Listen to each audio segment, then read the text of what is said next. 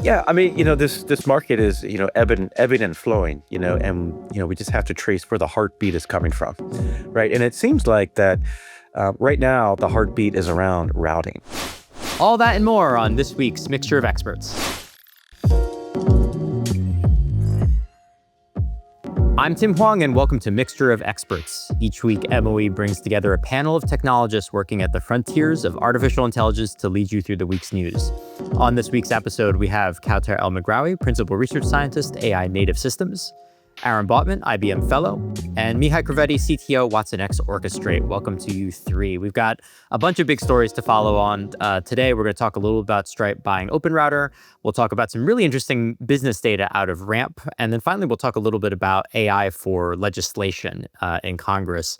But first, I really want to talk about one big announcement coming out of IBM itself. Just this last week, there was a big announcement that IBM was going to launch a big partnership with OpenAI. And this is sort of interesting. It caught my eye just because not too long ago, IBM had also closed a very large partnership with Anthropic as well. And specifically, the partnership pertains to essentially training up large numbers of people to facilitate basically an OpenAI practice within IBM Consulting. And I guess, Aaron, maybe I'll throw it to you first. I'm kind of interested in how this kind of world of consulting is evolving around AI. Because normally I think we've thought about like, oh, okay, it's going to be OpenAI versus Anthropic, and it's just going to be, the sharks and the jets. But this kind of partnership really almost suggested a different world is going to emerge where it's not going to be so black and white.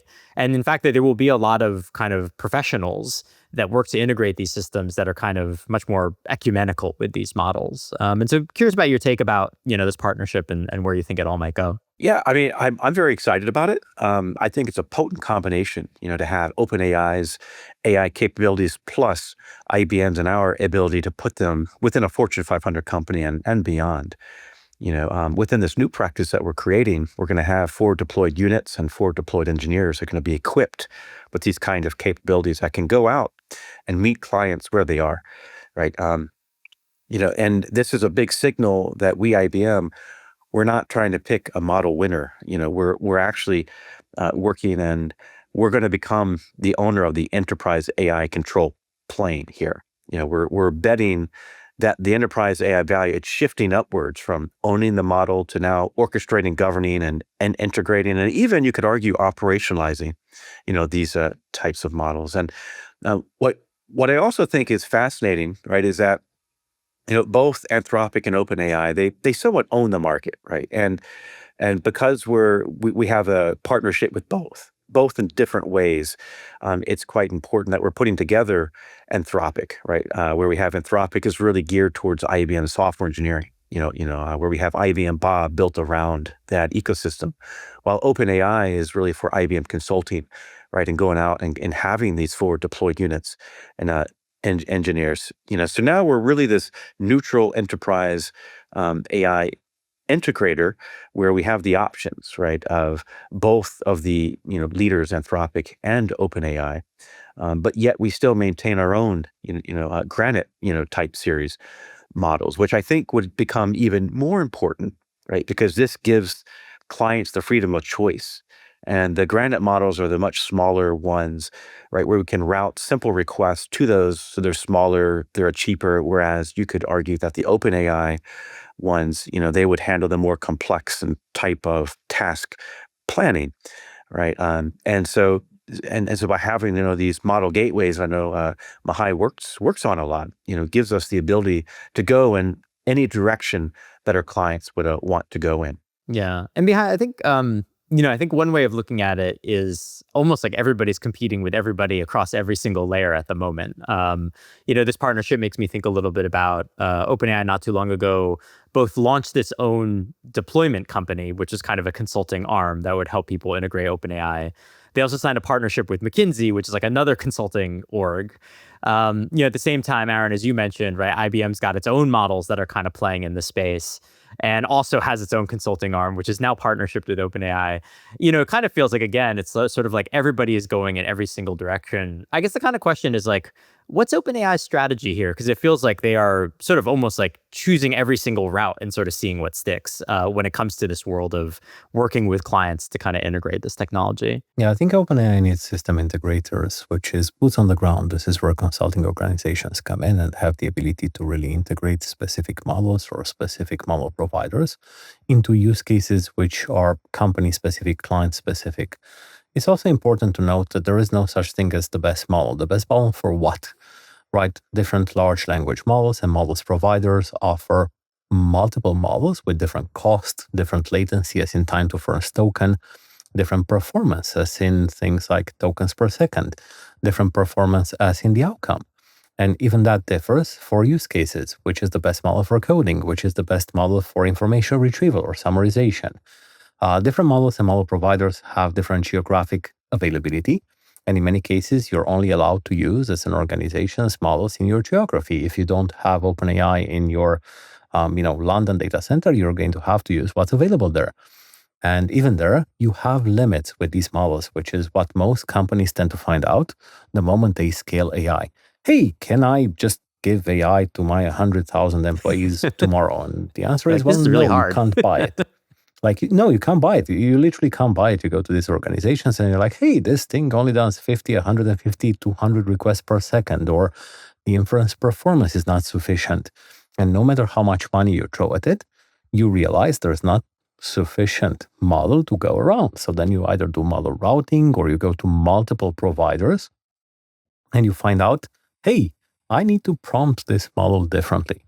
So this is where, again, that relationship and partnership with system integrators, with the forward deployed engineers and so on comes in to be able to help you consume the right model for the right task in the right way, in a way which is governed and secured and controlled, and prompt it the right way to get optimal results. Yeah, I wanted to also mention there's a cost factor involved as well. It's very costly, right, for over 100,000 employees each to begin to use these types of models. And I think to Mihai's point, there's no free lunch, right, where you have to route the appropriate problem to the appropriate model. That's like this multi-objective issue, right, where you want to have the best capabilities that match the problem, but you also want to minimize cost.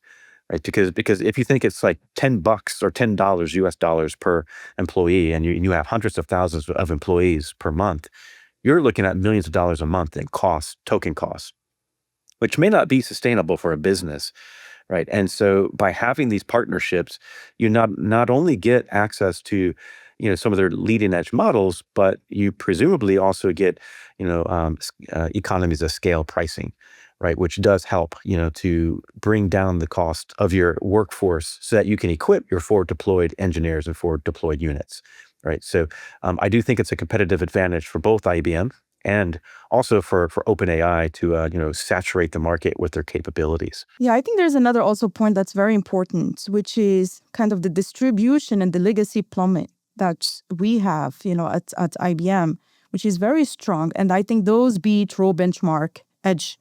If you look at what's happening in the Silicon Valley, there's a lot of belief that maybe having a 2% higher score on the MMLU or the human eval benchmark wins the Fortune 500. But in the real world, 80% of enterprise value is locked inside legacy mainframe, COBOL databases, maybe SAP ARPs, Epic healthcare systems, HIPAA compliance vaults, etc. And IBM owns those enterprise relationships. OpenAI and Anthropic needs IBM's distribution and consulting pipes far more than IBM needs their specific model checkpoints. So I think here this is really a great partnership because, at IBM, I don't think we need to spend 20 billion training frontier foundation models to compete with maybe Microsoft, Google, or Meta. Instead, IBM's winning strategy here is becoming the trusted vendor-neutral enterprise orchestrator through the watsonx.governance. IBM provides the audit trails, the bias detection, the prompt monitoring, and the regulatory compliance layer, while letting clients kind of hot swap models based on cost, speed, and capability. And I agree with Mihai. I mean, there is no model that fits everything here. So it depends. The best model depends on so many other dimensions here, and you have to tune it to your enterprise, to your data, etc.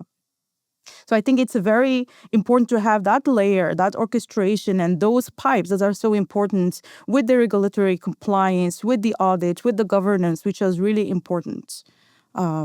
Because the bottleneck here in enterprise AI is not a shortage of intelligent models. It's really change management, system integration, and also dealing with dirty data.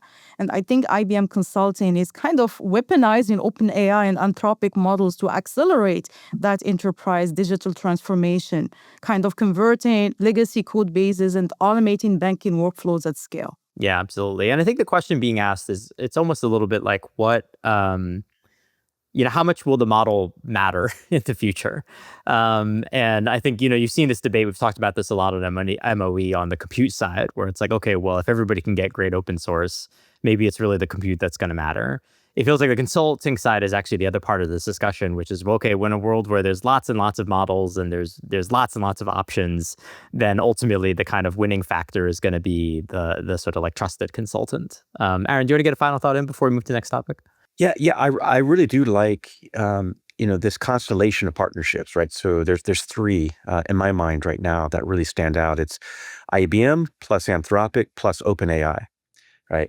Because the Anthropic deal and partnership was announced around October 2025, and the idea was to bring in AI to change enterprise software development and integration, right? And that's how IBM Bob, somewhat emerged, right? And then this OpenAI partnership is different. That's about equipping and training thousands of consultants through IBM Consultant Advantage so that we can go to clients, right, and meet clients. So we're taking the full stack of the business with these two partnerships. And I'm really excited about the future and what we're going to do together within IBM. Great. Well, it's a great segue to the next topic I wanted to cover. News broke this week that Stripe, the payment processor, is finalizing an agreement to purchase a company called OpenRouter for more than $7 billion.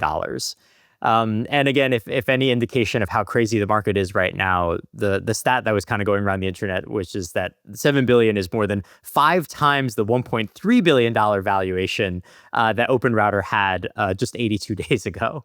And so this is like a really wild story. And, I think for a lot of folks who spend their time focusing on the models and hearing about what OpenAI and Anthropic are doing, OpenRouter itself may be kind of an unfamiliar name. And so I guess, Mihai, for folks who are maybe less familiar with what OpenRouter is or does, do you want to just give a quick intro to like why it's such a big deal and why it could be possibly worth $7 billion? So as somebody who's written his own model gateway, MCP gateway, and A2A gateway, and gave it away for free, I'm kind of a little bit thinking my life choices, thinking through my life choices.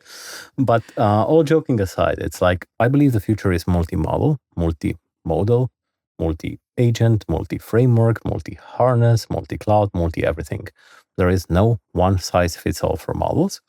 There is no one model which is good, and you can't even get enough of one model to fit every use case. So with platforms such as OpenRouter, you have the ability to access a large variety of models from every vendor through a single platform, which gives you access not only to the models, but you can do things like, for example, semantic caching, or you can help optimize some of that work. And some of the future that we will see in this space is integration into unified gateways that have the ability to access not only models, but MCP servers, agents, skills, evals, controls, with semantic routing, the ability to route the right request to the right model, FinOps and cost management, the ability to say, yep, we're going to limit and cap your cost and spend, with things like virtual API keys, where you're not accessing the key of the model directly, so you can lose it or somebody can steal it, but you're actually accessing a virtual key, which is tied to role-based access control. So a lot of these capabilities are must-haves in enterprise. They are the capability which allows an organization to distribute these models, MCP servers, tools, and so on safely to their enterprise, but also get things like metrics and observability data from those interactions. Kautar, I guess, so now we know what OpenRouter is. Why Stripe? This is also kind of like the other part of the transaction. We've been hearing, of course, a lot about the big acquisitions that the Frontier Labs do. Stripe is, I use them to pay for subscriptions and stuff online. Why are they getting into this space, you think? Yeah, that's a very good question. I think the way I see it, models are cheap. The toll booth is where the money is. Every 6 months, models get smarter and way cheaper. Token prices have dropped over 90%. Building a raw model is a tough, expensive race to the bottom, but the router gets paid a tiny toll on every single request, no matter who wins the benchmark race. But AI billing isn't traditional software. It's kind of a payment headache. Old software kind of charged, say, like a $30 a month per user on a credit card. AI doesn't work like that. It's millions of unpredictable micro tokens flying around like 24/7. Stripe already runs online payments. So buying the router lets them handle metering and payments right where the code runs. And if you look at AI agents, they need their own wallets. Down the road, AI agents will do the jobs on their own. They can't sign contract or swipe physical cards. An agent needs a digital wallet to say, I'll use a cheap 5-cent model, for example, for simple lookups, and a 50-cent model for deep thinking. Stripe wants kind of to be the Visa card for these autonomous software. And another thing, Stripe is also it's neutral. The big clouds aren't. Amazon, Microsoft, and Google want you kind of stuck on their servers. Stripe doesn't care where your code runs, whether it's on AWS, on an old laptop, or a GPU cluster. They just take their small cut of the transaction. And I think that the routing strategy allows them to be very flexible here, and then kind of have these fallback mechanisms switch between various models. So they don't care where things run or what models you use, but they want to control that orchestration routing layer, which is becoming super important here.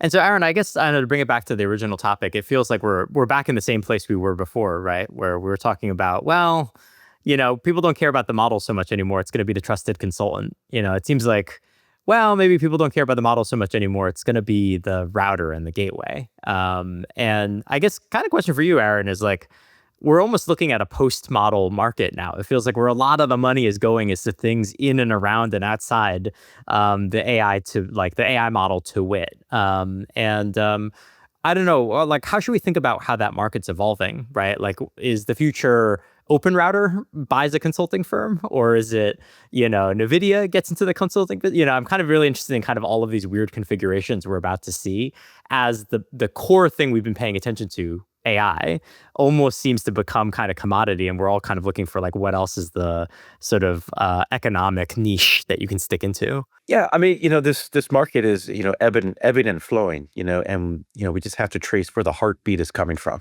right? And it seems like that right now the heartbeat is around routing, right? Being able to route traffic to the specific place of which it,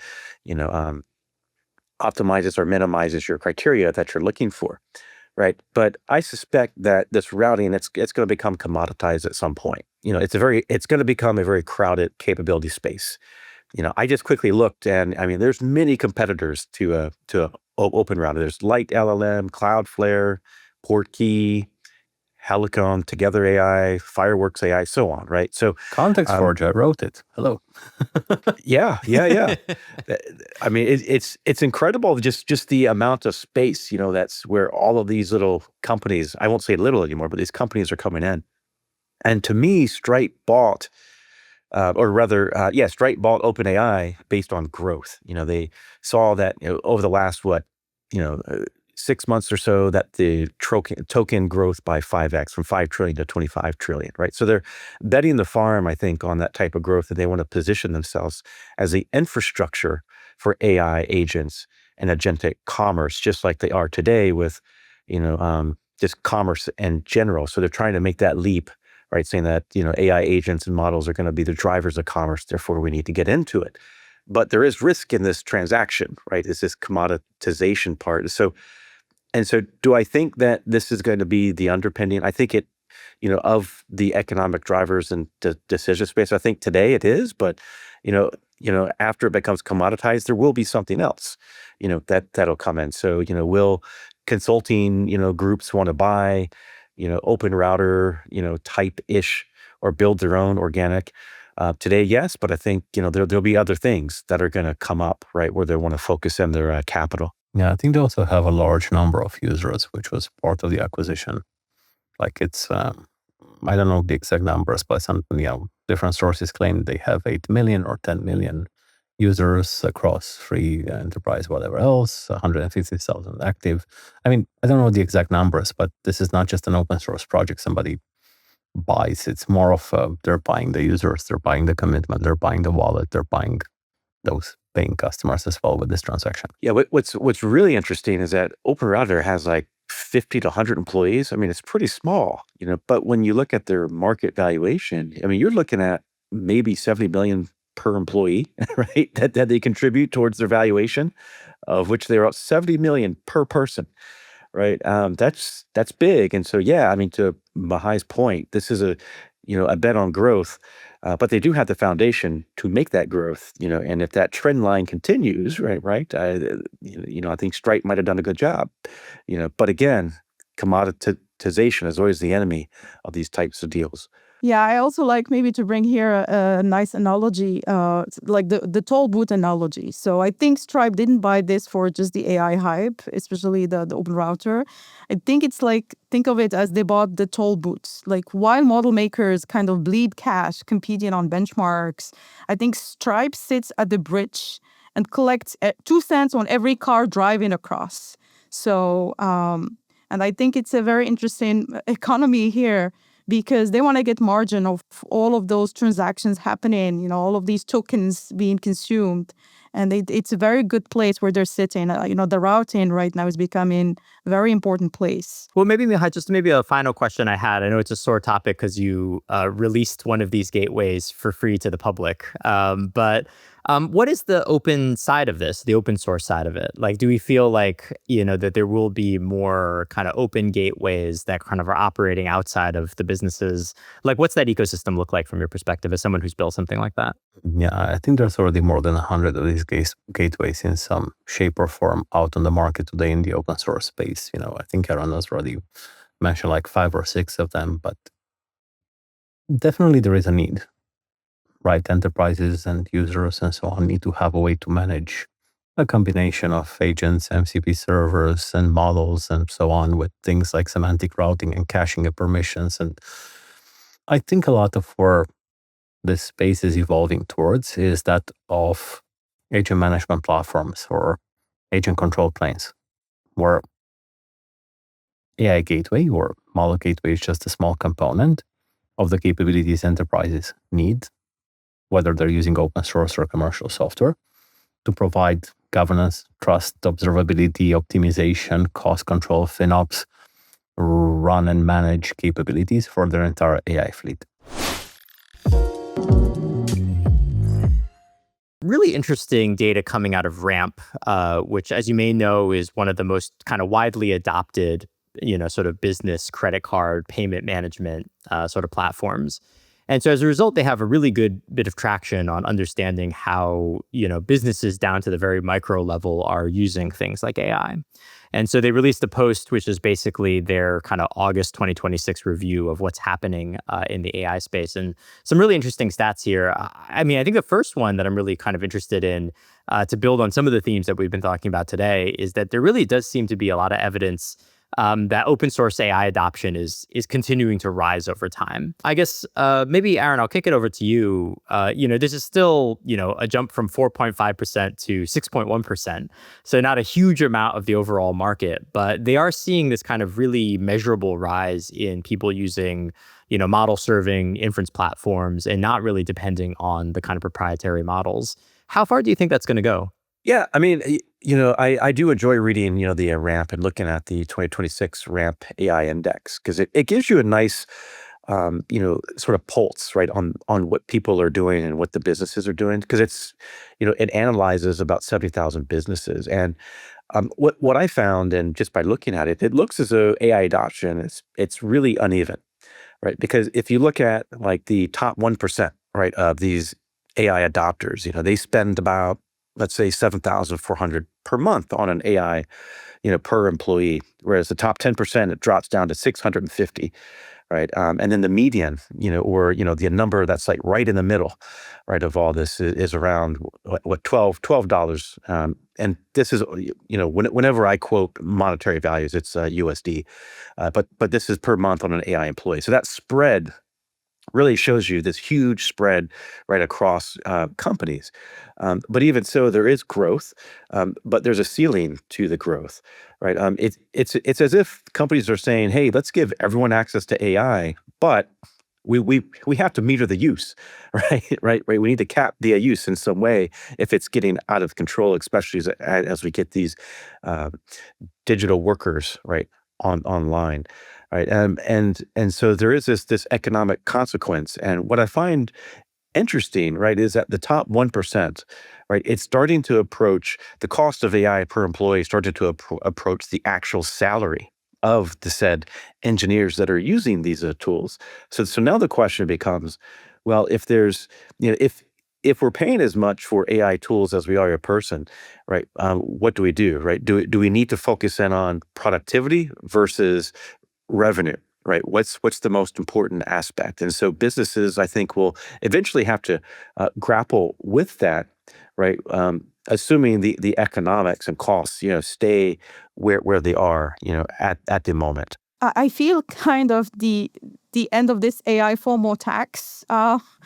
Because what happens in 2023, 2025, CFOs approved this broad AI software budget, and they're kind of the fear of falling behind. But in 2026, the era of the unmetered experimentation is kind of officially dead. And CFOs now demand kind of measurable unit economic payback. So either an AI tool demonstrably kind of reduces the headcount requirements, accelerates kind of cycle times, for example, PRs merged per engineer, or, drives, kind of net new gross revenue. So I think what Ram's data is exposing here is the kind of the vulnerability of this 10 wrapper startups, which point solutions that merely summarize kind of PDFs or generate marketing copy. These are seeing kind of catastrophic churn because foundation model updates and native OS browser features do these things for free. So I think the true cost metric here is, how do we measure the cost per unit work versus the cost per seat? So evaluating AI spend on a per seat basis, I think it's kind of an obsolete legacy SaaS framework. And, I think the strategy has to shift here to evaluating AI on cost per resolved, maybe support tickets, for example, dropping from $18 human cost to maybe like a few cents AI cost, or cost per audited contracts, dropping like from, say, $400 to $12. So the high spend per employee is actually kind of an indicator. It's not a good indicator if it doesn't correlate with the multifold productivity gains. And I think that's where I think we need to start focusing on. It's what the return on investment with these spends per employee in terms of productivity gains. Otherwise, it's not going to be useful just to have these spends. But I also feel things are kind of segmenting. Initially, it's like, okay, let's give everybody access to these AI tools and LLMs, etc. But some certain teams, like especially the engineering teams, the software developers, they're actually using them substantially versus maybe other teams that might be maybe losing them less. So, and I think that maybe we will start probably seeing segmentations per departments, who really is benefiting the most and getting the ROI versus other teams that might probably don't need as much. Yeah, for sure. And I think, underlying that, Mihai, is sort of the idea that we actually may be spending too much on AI. I don't know. Like, I guess there's one way of reading these numbers, which is that the skeptics who say, hey, this might be actually kind of a bubble are maybe actually right? Because as we start to take a much harder look at, say, productivity per dollar in, it may end up being much smaller than we think. Do you think it's like too pessimistic as a way of reading these numbers? I think the way I would look at it is that, over the course of the last 2 years, most of the client conversations I've had have shifted from help us use AI, or, we want to buy your product, or we want to do something with AI. We've done a POC with AI, to help. We've done too much AI. We've got 60 random acts of AI. We've got agents written in LangChain, LangGraph, AutoGen, GPT Crew AI. We've got agents on Microsoft Copilot Studio, agents on Watson X Orchestrate. We've got agents everywhere. We've got models. We've got every model. We've got model routing. The problem we have is, one, we don't even know where these agents are, where they are built, or how AI is being spent, because it's usually not that employee that's, asking ChatGPT for advice on one or two things that's really burning down the tokens. It's these hundreds of agents, the developers, and everybody else who are, they have 50 open terminals, or they've got an event stream going into one of these agents and consuming them at scale, and they use the most powerful and the most expensive models and so on and so forth. Second comes regulatory pressure. Regulators are asking, hey, there's a thing called the EU AI Act. So are we factoring into the total cost of ownership one of those big fines, for example, or the cost of regulating those models? Because the more you have and the more AI you have spread all over the place, the higher total cost of ownership is not just the tokenomics of how much you're spending on an individual model provider.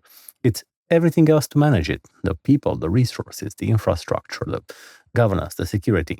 And then you've got the cost runaway, where today organizations don't really have a good mechanism to manage things like budgeting, even tokenomics, like understanding how much they're spending, let alone tying that into quotas, enforcement, tying it to a return on investment, for example, and value. So this is one of the areas I'm most excited about. It's one of the areas where this is kind of what we're building with Watson X Orchestrate. So that's the product I'm technically responsible for, to try to get alignment between return on investment, model cost, AI spend, total cost of ownership, guardrails, security controls, everything else in between. So I would say AI is easy, and this list shows us it's true. It's getting control over AI and having predictable costs and having predictable outcome and a good return on investment is proving extremely difficult in these early days. Yeah. I found too that it's becoming harder and harder because as AI is getting cheaper and more capable, you would think that the cost would go down. But just in this report, you can see that over the last year, token, spend has increased 13x. So it's like there's this AI splurge going on. Companies can't afford to do more, so let's do more because it costs less. But then the overruns happen because you have all of these agents that are compounding the problem that we don't know what exactly they're doing, right? And how to put the guardrails on, right? So it's quite an interesting conundrum, that I think the field is in. Yeah, and I think maybe this is kind of similar to what happened with the cloud compute. When cloud computing matured between 2012 and 2015, companies stopped mindlessly spinning up idle EC2 instances and they started introducing the FinOps. So the ramp data here shows enterprise AI is also entering this FinOps era and really pushing the companies they need to start thinking about how do we spend smarter, not less. So because now we're entering this maturity age and now the economics, the reality is hitting us harder.